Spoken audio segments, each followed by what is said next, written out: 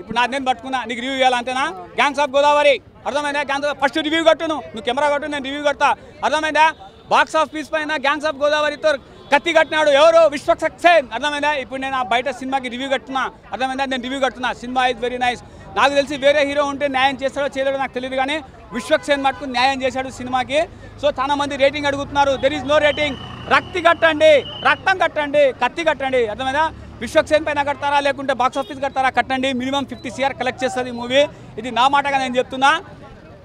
అంజలి క్యా mall high యార్ బాబా బాబా. అసలు ఆ ఏసీలో పొగలు ఎక్కిన అంజలిని చూసి, పర్ఫార్మెన్స్ చూసి. అర్థమైందా? కానీ నీకు విషయం తెలుసా? రాధికక్క మోసపోయింది ఈసారి. మన ఎవరు విశ్వక్సేన్ మాయాలో మోసపోయింది రాధికక్క. So cinema is very nice అండి. Please keep watch.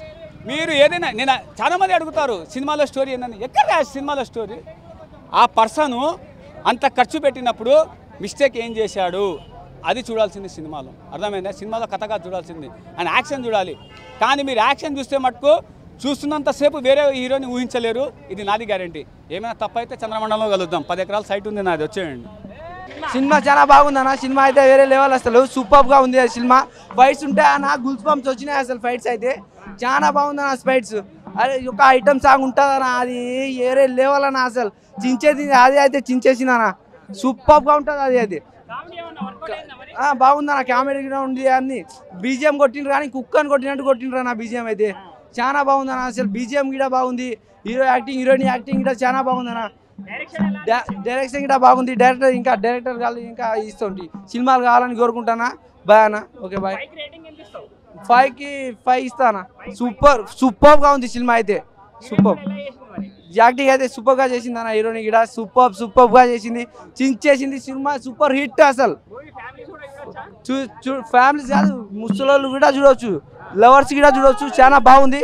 సూపర్ హిట్టే అన్న. సూపర్ లవర్ సినిమాను చూస్తాడు సీన్. ఈ సినిమాలో ఇరగదీసిండు అన్న విశ్వక్సేన్. ఈ సినిమాకి 500 కోట్లు పక్కా. రాకపోతే నేను 500 మందికి అన్నదానం చేస్తా. 500 కోట్లు కాదన్న, 500 కోట్ల ₹1 వస్తుంది. 500 ₹1 ఎక్కువ వస్తుంది రాదన్న. మనకు అలానే అనిపించింది. డిఫరెంట్ ఉన్నాడు. సినిమా మాత్రం ఇచ్చి పడేసి ఎక్కడ ఘోరం లేదు. ఫస్ట్ హాఫ్ మాత్రం సూపర్ ఉంది. ఫస్ట్ హాఫ్ హిట్ అంటే సెకండ్ హాఫ్ బ్లాక్ బస్టర్. ఎందుకంటే హీరోయిన్ మనం RX100 హీరోయిన్ చూసినా ఎట్లా ఉంది. ఇచ్చి పడేసిందన్న. హీరోయిన్లు ఎంతమంది ఉన్నారు సినిమాలో? ఎవరెవరు? మన RX100 హీరోయిన్ అంతా నేహా శెట్టి ఉంది, అంజలి ఉంది. ఒకరి పేరు రాధిక ఈ సినిమాలో, ఇంకొకరి పేరు చెప్పండి. నువ్వు చెప్పు. నువ్వు చెప్తే బాగుంటుంది. నువ్వు చెప్పితే సినిమా హిట్ కాబట్టి ఏం చెప్పడానికి రాదు. నీకు చెప్పను, మర్చిపోయావు. ఆ సినిమా నువ్వు సినిమాలో వాళ్ళు ఏందంటో తెలుసా? విశ్వక్సేన్ చూసుకుంటావు నువ్వు సినిమాలో. అందుకంటే అంత యాక్టింగ్ చేసిండు అన్న. ఇంకో ఈ ఎండెట్లా కొడుతుంది అన్న. ఇప్పుడే విశ్వరూపం చూసి వస్తున్నా. విశ్వరూపం అంటే కొత్త సినిమా అనుకోవద్దు. గ్యాంగ్స్ ఆఫ్ గోదావరి ఒక్క మొక్కలో చెప్పాలంటే విశ్వరూపం చూపించాడు. అసలు ఫస్ట్ హాఫ్ అయితే అన్న నిజం చెప్తున్నా goose bumps. Youth full enjoy చేస్తున్నారు. అసలు ఇంటర్వెల్ సీన్లో ఫైట్ ఉంటుందన్న. అబ్బబ్బబ్బబ్బా ఏం ఫైట్ అన్న. అసలు నిజంగా ఫైట్ మాస్టర్కి దండం పెట్టాలి. అసలు ఆ రేంజ్లో 30 మందిని విశ్వక్సేన్ నరుగుతూ ఉంటాడు. పోలీస్ స్టేషన్ తగలెట్టేశాడన్న. అంటే గూస్ బంప్స్ అన్న. సినిమా మాత్రం మామూలు లేదు. Second half family sentiment. And Radhika చాలా మా డీజేటీలో అన్న అన్యాయం చేసింది, కానీ విశ్వక్సేన్తో మాత్రం మంచిగా కాపురం చేసుకుంది అన్న. సినిమాలో చాలా బాగుంది. అంటే అంజలి క్యారెక్టర్ అయితే మాత్రం నెక్స్ట్ లెవెల్లో.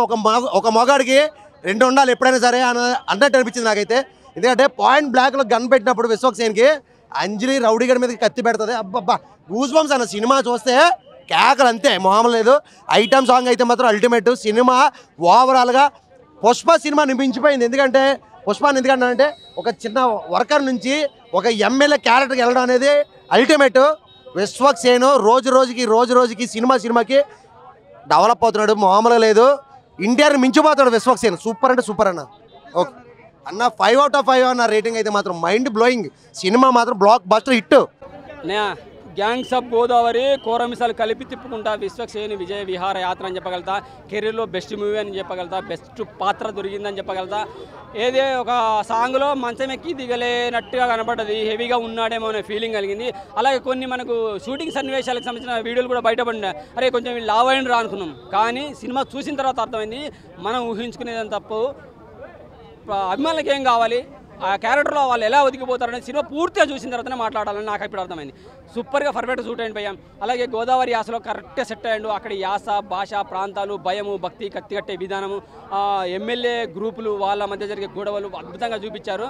ఇప్పటివరకు తెలంగాణ సినిమాల్లోనే మాస్కా దాస్ అని చెప్పేసి గల్లీ డైలాగ్ కొడుతూ, పల్లెటూళ్ళు డైలాగ్ కొడుతూ పర్ఫెక్ట్గా సెట్ అయిపోయాడు. ఈ యాసలో సూట్ అవుతాడో లేడో అనుకున్నాను, కానీ పర్ఫెక్ట్గా సూట్ అయ్యాడు. విశ్వక్సేన్ మాత్రమే సెట్ అవుతాడు అనే ఫీలింగ్ కలిగింది.